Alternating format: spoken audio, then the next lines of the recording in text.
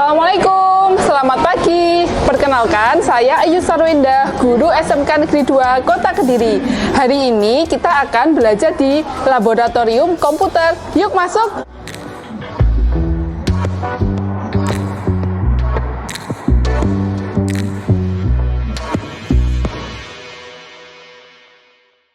Maaf anak-anak, komputer ini tidak boleh digunakan untuk bermain game online.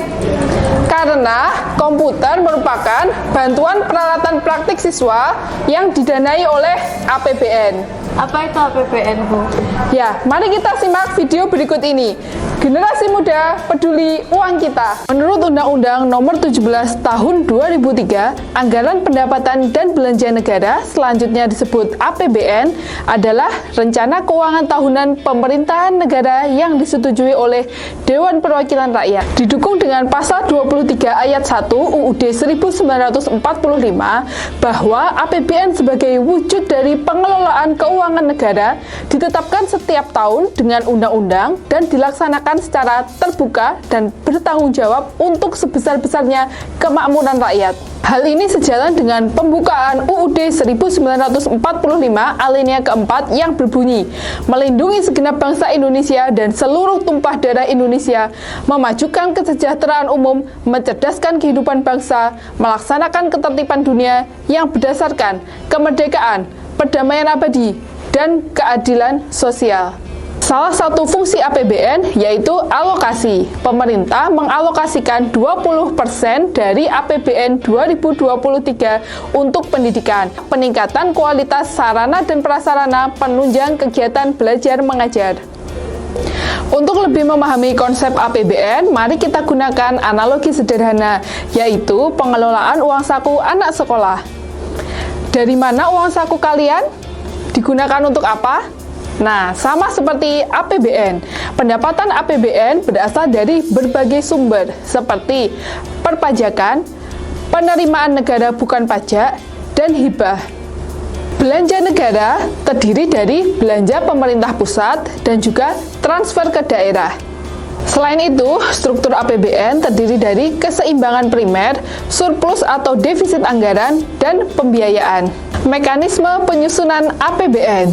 Pemerintah atau presiden menyusun RAPBN dalam bentuk nota keuangan, kemudian diajukan ke DPR.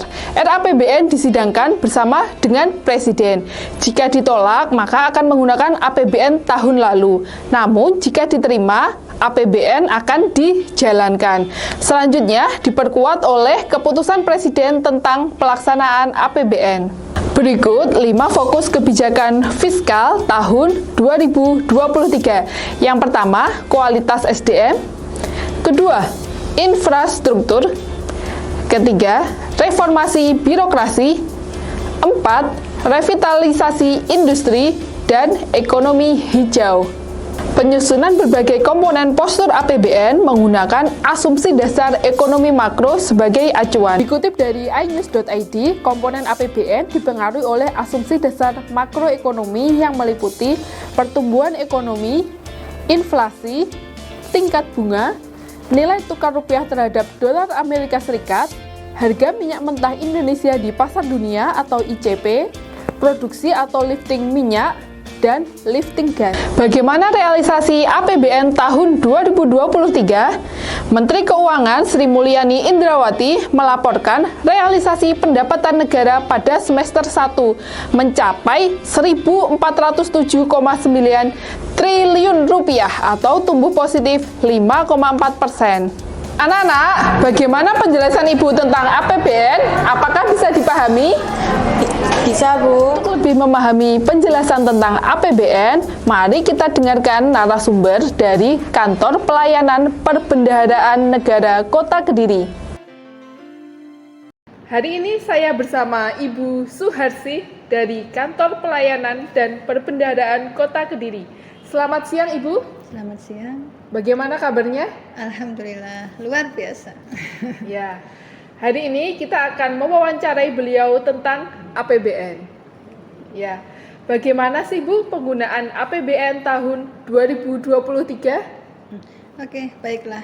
terkait penggunaan APBN tahun 2023, sejalan dengan tema kebijakan fiskal dan APBN tahun 2023, peningkatan produktivitas untuk transformasi ekonomi yang inklusif dan berkelanjutan. Jadi itu temanya ya, peningkatan produktivitas untuk transformasi ekonomi yang inklusif dan berkelanjutan.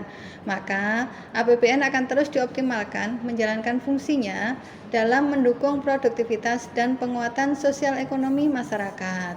Pada APBN tahun 2023 akan difokuskan untuk peningkatan kualitas SDM, kemudian melanjutkan pembangunan infrastruktur prioritas, kemudian reformasi birokrasi, revitalisasi industri, serta pembangunan dan pengembangan ekonomi hijau. Selain itu, untuk pengelolaan transfer ke daerah TKD, ini juga diharapkan akan lebih terarah, terukur, akuntabel, dan transparan, sehingga terjadi percepatan transformasi dan pendidikan, peningkatan kesejahteraan masyarakat. Dan untuk belanja negara pada APBN tahun 2023 ini dialokasikan sebesar 3.061,2 triliun yang terdiri dari belanja KL sebesar 1.000,8 triliun, kemudian belanja non-KL sebesar 1.245,6 triliun, serta transfer ke daerah sebesar 814,7 triliun. Ya, terima kasih Bu Suharsi. Generasi muda harus peduli tentang pengelolaan APBN. Mereka harus memahami bahwa APBN mempengaruhi kehidupan sehari-hari termasuk pendidikan, layanan kesehatan, dan infrastruktur. Generasi muda juga dapat berperan dengan bijak dalam memilih pemimpin yang bertanggung jawab dalam mengelola APBN. Kalian siap? Siap! Generasi muda peduli uang kita.